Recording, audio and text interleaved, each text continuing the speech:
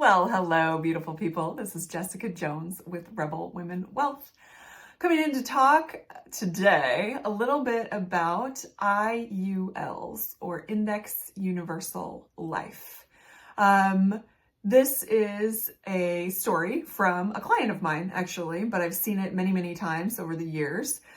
Real quick, IUL is a type of whole life policy. So it won't expire. It's not a term. It's a whole life policy, but it's a little more flexible than just a regular whole life policy or a universal life policy in that the premiums can be flexible. It's designed so that you can, like if you get laid off or something, you could be able to miss a payment or two and then pick back up and it would still stay in force. Or if you want to overfund it, some people overfund it for retirement planning or something like that. You can do that too. So it's a little more flexible in the premiums, whereas the whole life, the premium payment is going to be the same right now and forever, right? So these are great flexible policies and they really play a great role for different purposes for retirement planning and things like that, giving you more flexibility. But the problem is, and this is the cautionary tale portion of the video, is that a lot of agents I've seen over the years, 15 years of doing this, sell IUL policies by the minimum premium. Okay, so with the IUL, you have a minimum premium, you have a target premium, which is what you should be paying to make the policy last.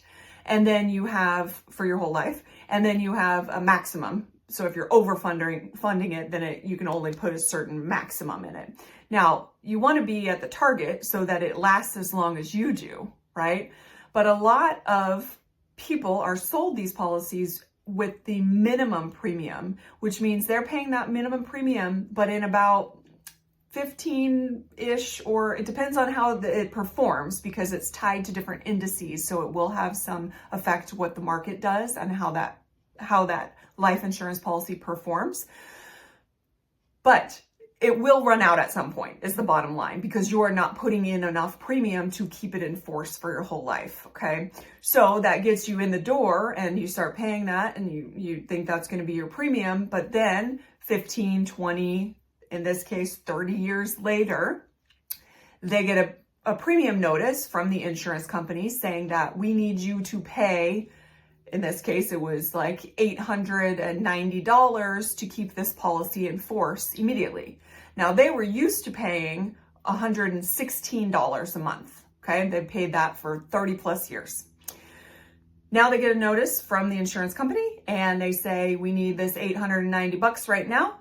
And then we will let you know what your premium is going to be going forward.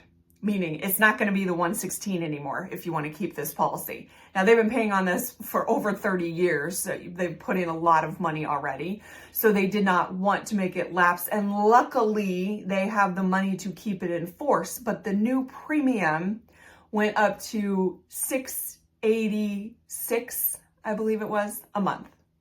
From 116 to 686. Okay. That's a big difference. Again, luckily they had the money to keep the plan in force, but that is going to be their premium going forward. They put a lot of money in it already, obviously all these years, so they don't want to let it lapse. They do want to keep it, and it still makes sense to keep it. But I want you to understand that you can't just pay the minimum premium for an IUL policy, okay? Please, please, please. So if you are looking at these policies, please ask questions. Make sure you know how long it's going to last and that premium is going to stay level for you so you don't get a big surprise in 15, 20, 30 years. All right? If you have any questions, just reach out, okay? You guys have a wonderful day. Bye.